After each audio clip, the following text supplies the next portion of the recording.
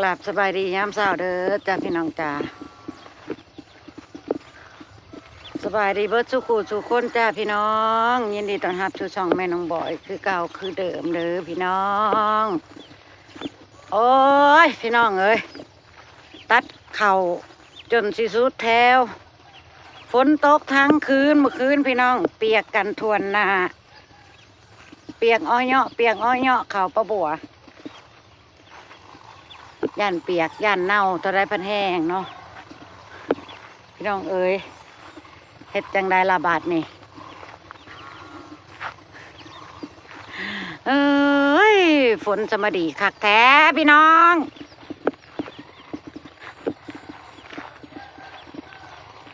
จะกวดนี้ได้ขึ้นใบตองเด้เนาะประบัวจะกวดนี้เบิดฝนนี่อุ้ยบ่จักแนวสิว่าบ่จักแนวสิว่าเบิดคำสิว่าคักแน่พายุกะฮู้อยู่ว่าพายุพี่น้อง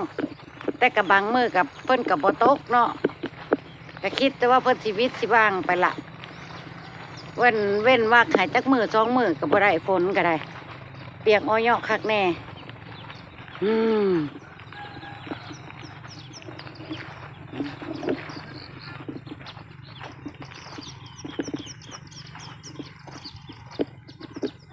ป่ะพี่น้องฝนตกห้ามเข่าเปียกก็ปล่อยให้มันเปียกไปซะเกินสิไปเลาะป่ากับลุงพรจ้ะพี่น้องปจักแนวสีเฮ็ดปจักแนวสีว่าละก็สิไปย่างป่าเบิ่งจักบาทจักหน่อยซะก่อนโอ้ปล่อยอยู่ได้นี่ตอนนี้พี่น้องนี่เห็นบ่ท้องฟ้าบ่เปิดเลยจ้ะดำปึ๊ดฝนน่ะปล่อยอยู่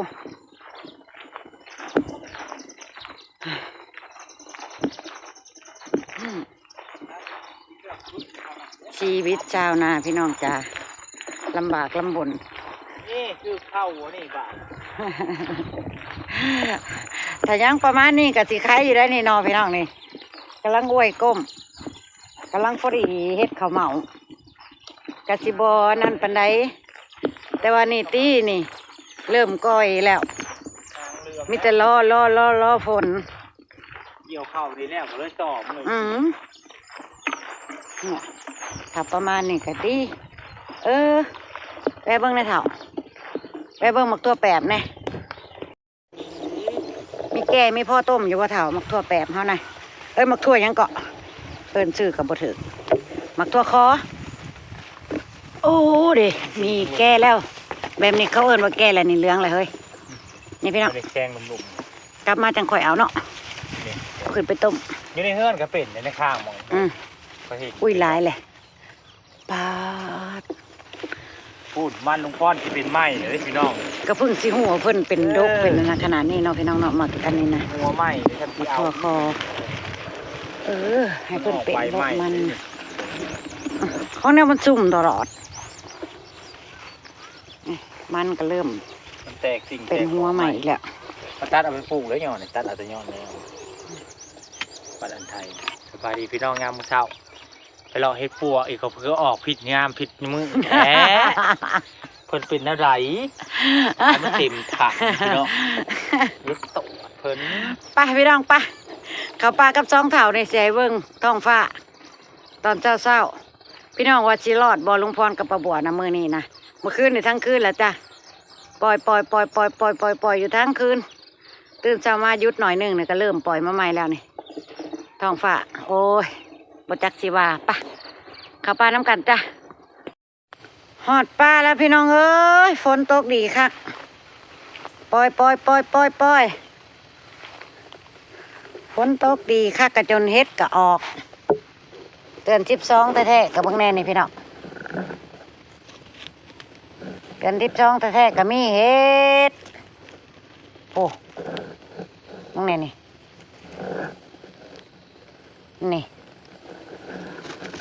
นี่โอ้ดอกนี่โอ้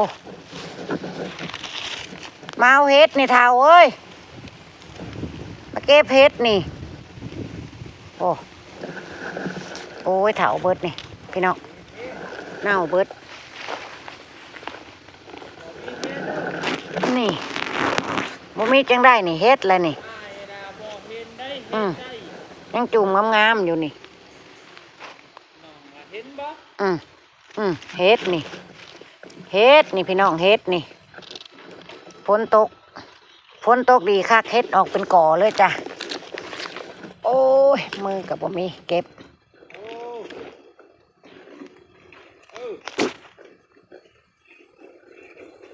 รถปั่นอยู่คลองเขาได้ต่อยปั่น เอาเฮ็ดก่อนเก็บเฮ็ดก่อนพี่น้องมึงนี่ โทรหาบักบอยเต้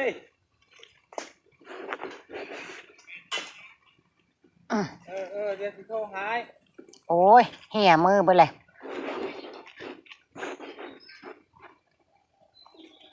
ปี๊บเบิ่งนี่มุ่นเบิ่งเลยเท้ามาเก็บเอาให้คอยแน่ เฮ็ดเลย มือเดียวเฮ็ดดินน้อย แต่ว่างามมึงนี่กล่องนี้หรอกมันเน่าเบิดในแถวนี่เอาไปกิโลกัดเลย กิโลมันจิบ กิโล ใส่ กั ถุ ด งกิโลกัดได้ แป๊บนึงใช่ละคือว่าคอยถือถุงมานำอยู่ถือถุงยันฝนตกอ่ะ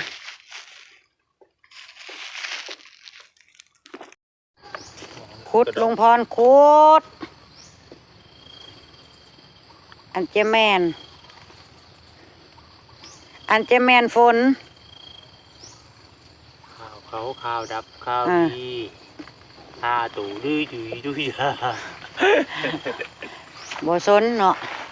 ฝนตกเข่าเปียกจะมาหาขุดจิหล่อนี่ล่ะไปขุดเข่าขุดนี่มึงนี่ แง่นี่นะ จิหล่อโตหลายโตได้นี่นะเข่าเอาให้เบิด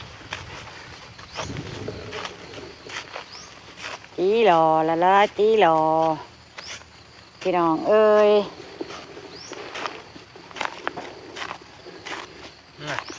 กระจูดมักแตกไหลหัวไปเลยขอบตกหลาย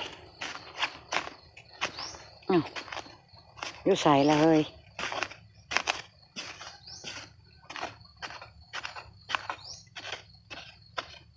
ดอกแจ้งนี่ หลวงพ่อโอ้คุยจิรอลายเด้อแถวนี่มาพี่ ให้หลวงพ่อเรานำเอาของเราไป คืนนี้ออกหันไปหัน คุยตัวแม่ลาย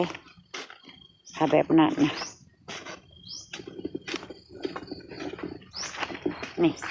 นี่ก็ตัวแม่ปะจักนี่โอ้คุยจิรอลายอยู่นี่เท้านี่พี่น้อง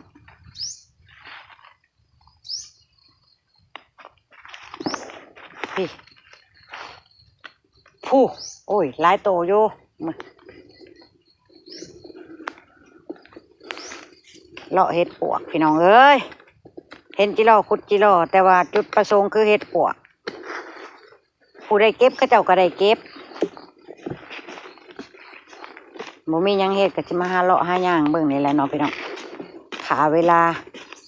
เพื่อแดดออกเพื่อว่าได้มัดเขามันสิได้แดดออกให้เห็นอย่าบอกเฮ้ยมือนี่เฮ้ย บ่มีแน่ คือปล่อยแนวนี้ทะเด้ฝนเลย มีแดดดอกมัน ย่างไปซ่อมมือเห็ดไข่ในห่มอันนี้ก็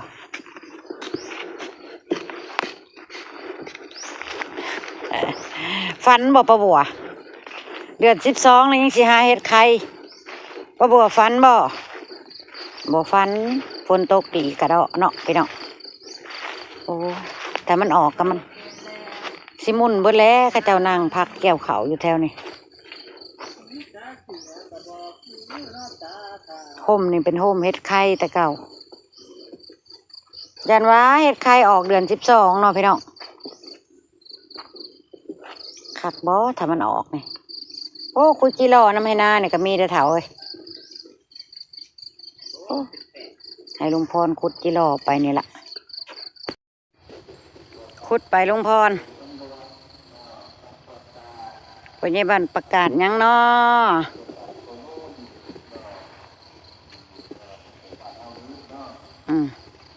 ปะบัวหาขุดจิรอเฮ็ดบ่น่ะเฮ้ยเบิ่งแน่ เบิ่งแน่พี่น้องเฮ็ด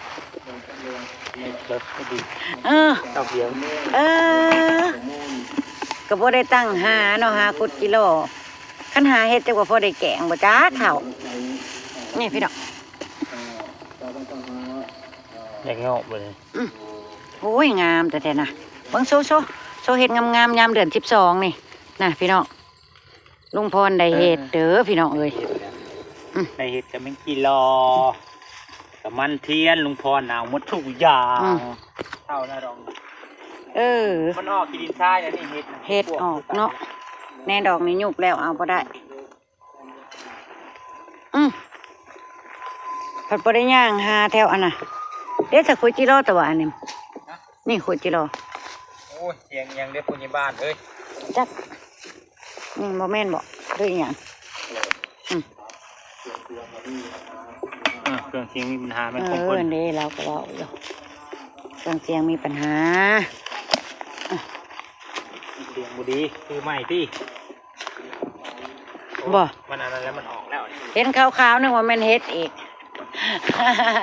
ที่ได้ดอกไม้จ้าพี่น้องหยามเฮ็ดแล้วบัดนี้โอ้ยย่างเลาะอ้อมมันรอบนอกเนาะบ่ได้ย่างเข้าไปเบิ่งแถวในป่า ในป่าเท่า อ่ะเสียแล้วเถาเว้ย คอยเขาก็คนพูดเสียได้พี่ดีเทลคันแหละ หาบ่เป็น ให้ปลาบัวก้นพี่เนาะ ตะปูออกไปเลยตะปูขุดวัฒนจักรคนก็มาเลยดังอู้พี่น้องชิเมื่อฮอนเงินบ่เลยนี่ เห็นบ่พี่น้องผมทองฟ้า อ๋อสิเปียกเอาเหยาะแล้วบัดนี้ เข้าพอน้องบอยนะฝนห้ามอีกแล้วพี่น้องเลย คนมาแล้วดังอู้มาเลย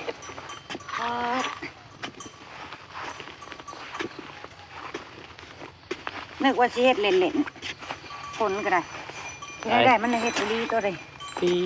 ดพี่น้องผม คือเลือกแท้ กินชายเพื่อที่ลงไปว่างไข่เด้เนาะพี่น้องที่รอเพื่อที่ตัวแม่เพื่อที่ลงเลิกได้ บ่ได้ดอกขอขุดนะถึงแล้วบ่ ฝนห้ามโทรศัพท์เลยหน่อยฝนมาเลยพี่น้องเริ่มแห้งเขาเลย แม่บ่เห็นซะเอาให้ลุงพรขุดตัวนะบ่ไหว เห็นหูอยู่บ่เห็นโตบ่ ชุดไปซื่อๆล่ะ ชุดซิ เอานี่ตัวนี้ จำบึดมันพี่น้อง เขาอยู่โฮมใหม่ก็เด้อ โอ้โหเกือบ ถึงเลยไวแท้ คนไวพี่น้องคนไวเรียบร้อยปลาบัวมุ้ยถึงพอเห็ดเรียบร้อยใครแขวในมุ้ยวอ พุ่นทั้งงัวผู้ลายอยู่ เห็นอยู่ได้ฝนมาเลย แขวในมุ้ยหมด นี่นี่บ่แม่นบ่ ใช่ ในคุมนี่แม่นอยู่ นี่บุก จักแหละ ยังมือหิ้งพ้นเห็นแล้วเรียบร้อยนะก้อนเห็ดหลายไหมกี่หล่อแค่ลุงพรคนนะ บ่มีแห้งขุดแล้วปะบัว ฝนมาแล้ว เมื่อยหัวใจเมื่อยหัวใจน้ำฝนปะลองลงไปทั้งงัวนั่นแหละกะอันน่ะขวมเมื่อทางหางนาเฮา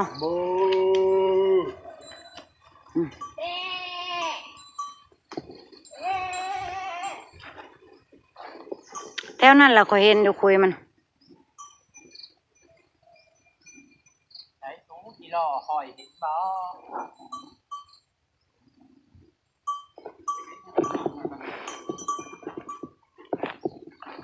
เขาแห้งบ่หลายแห้งกับฝนห้ำโอ้ยเมื่อยหัวจิตหัวใจเด้พี่น้องเอ้ย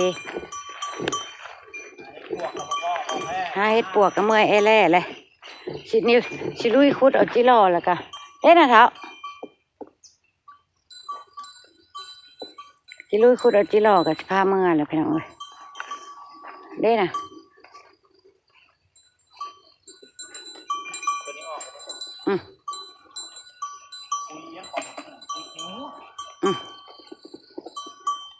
งัวมันก็สงสัยว่าพากันเฮ็ดหยังมันวะ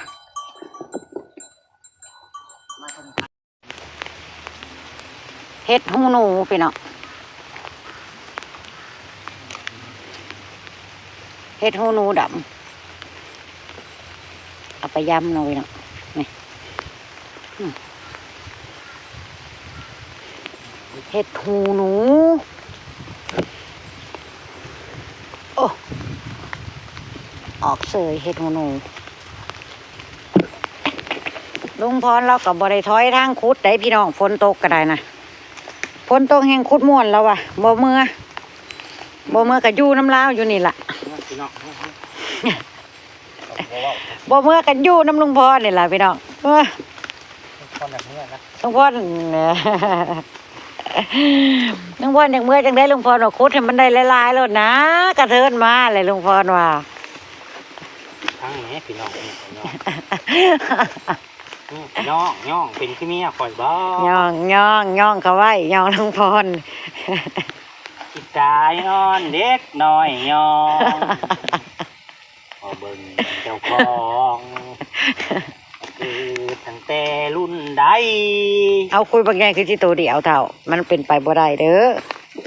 ตัวเดียวตัวเดียวได้แค่นั้นแหละ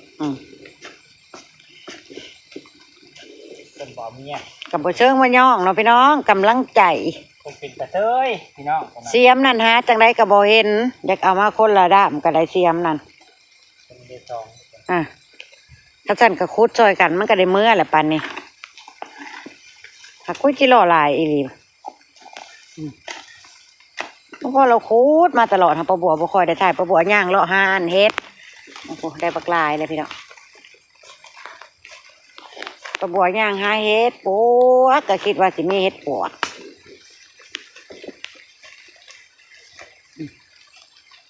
คุดอีลุงคุดฝนตกโค้งแล้วพี่น้องโค้งตาวแล้วฝนตกก็จนมันหยุดฝนตกก็บริคุดบริถอยลงพรกลับบ้านแล้วจ้ะ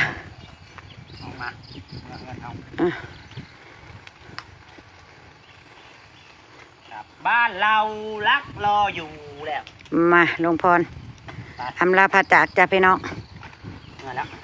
พบพ่อประบัวกับลุงพรในคลิปหน้าจ้ะพี่น้องสำหรับเช้านี้ก็สิเก็บภาพบรรยากาศเลาะป่าคุดจิรอหาเฮ็ดไว้ซ้ำนี้แหละจ้ะพี่น้อง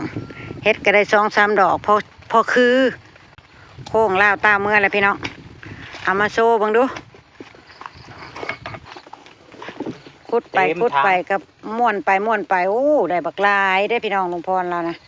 แต่ว่าฝนตกจิโป้มแล้วก็จนเปื้อนเห็นอุยุอยู่บางทีน่ะมันกระสิอำลาพระจากแล้วจ้ะพี่น้องโอ้ยอยู่ทางไหนลุงพรก็มืดแท้กิโลเข้าไปกินเฮ็ดคือกินแมงกิโลเก็บภาพบรรยากาศ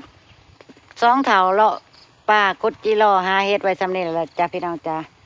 แต่บ่ได้ประมาณดอกเฮ็ดก็ได้2-3 ดอกพอซื้อพอคือลงแล้วไปแล้วพี่น้องไปแล้วจ้าโฆษณาให้ป้าบัวกับลุงพรเด้อเป็นกำลังใจให้นะไปแล้วสบายดีพี่น้องไปขึ้นเมื่อบ้านผู้ทงหน้าเพิ่นแปลนเติดอะไรได้พี่น้องเอ้ยเรือแต่ของป้าบัวกับลุงพรบ้านนี่